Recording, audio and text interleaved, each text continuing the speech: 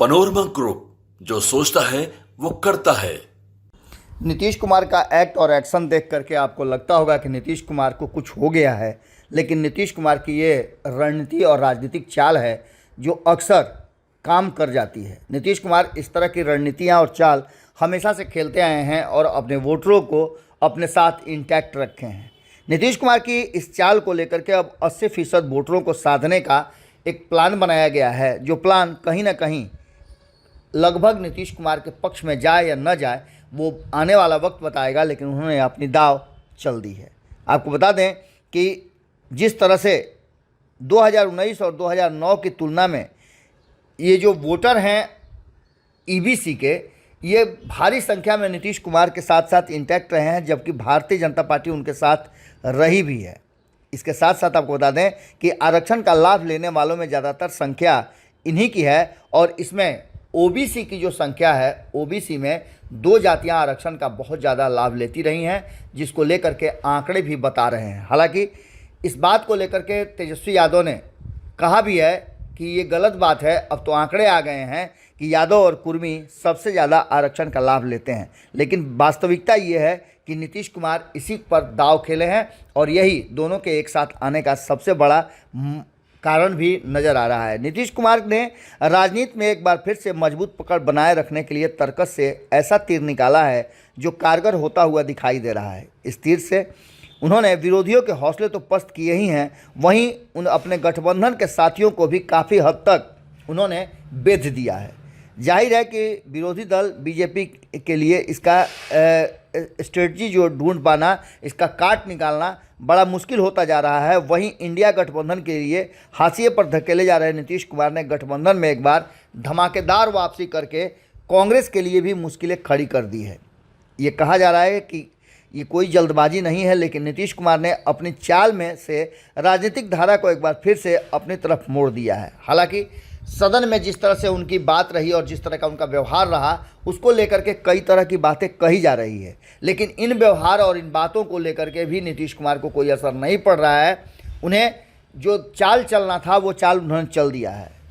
Bihar BJP में नीतीश कुमार की राजनीति का तोड़ ढूंढने का प्रयास किया जा रहा है। आरक्षण की सीमा 65% बढ़ाकर नीतीश कुमार ने एक बड़ा दाव खेला है और जिसमें पिछड़े और अति पिछड़े को साधने की कोशिश की गई है। नीतीश कुमार आर्थिक रूप से पिछड़ों को आरक्षण के साथ साथ 75% आरक्षण पर कैबिनेट की मुहर लगा चुके हैं। इसके साथ साथ अब सदन से भी इस पर स्वीकृति मिल गई है। मुसलमान की संख्या में गलत तरीके से इजाफे को मुद्दा बनाने की कोशिश जहां एक तरफ की जा रही है, भारतीय जनता पार्टी की तरफ से यादव और मुसलमान की जोड़ी पर टारगेट किया जा रहा है, वहीं नीतीश कुमार ने इस बीच एक ऐसी चाल चल दी है जहां भारतीय जनता पार्टी और नरेंद्र मोदी के लिए मुश्किलें पैदा हो सकती है।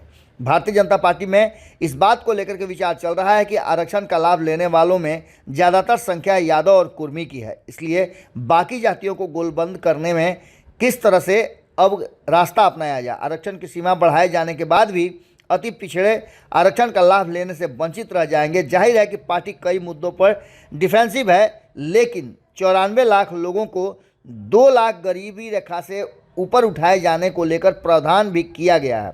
नीतीश ने ऐसा मास्टर स्ट्रोक ढूंढा है कि जिसमें 94 लाख ऐसे लोगों में सभी जातियों को रखा गया है जिसकी आमदनी 6000 तक है। इसमें सभी जाति के लोग समाहित हैं।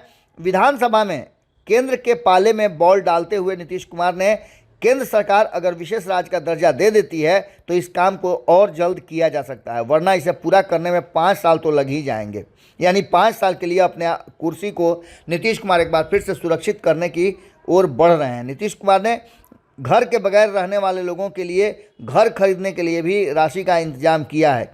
1 लाख रुपये ज़मीन खरीदने के लिए और 1,20,000 रुपया उन्हें मकान बनाने के लिए दिया जाएगा। हालांकि इस राशि को लेकर के भी हमने आपको बताया था कि आपत्ति थी कि इसमें इतने में नहीं हो पाएगा, लेकिन फिलहाल बिहार में इसका काट ढूंढना और नीतीश कुमार के इस दाव का कोई तोड़ नज़र नहीं आ रहा है। भारतीय जनता पार्टी के बात करें तो भीतर ही भीतर अब इसमें खलबली मची हुई है और इसके लिए कैसे निपटा जाए इस पर चर्चा शुरू हो चुकी है।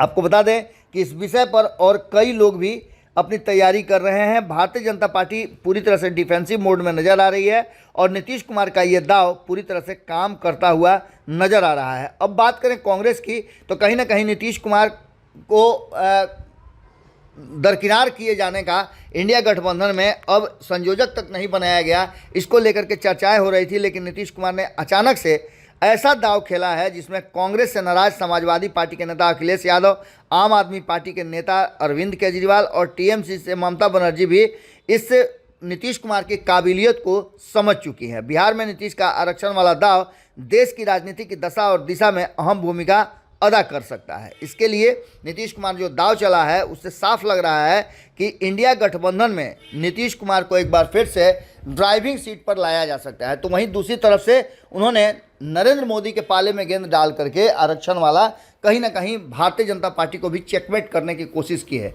अब देखना दिलचस्प होगा कि नीतीश कुमार का ये दाव किस तरह से काम करता है, लेकिन उन्होंने एक ही तीर से कई निशाने जरूर साध दिए हैं। जुड़े रहिए भारत लाइव के साथ।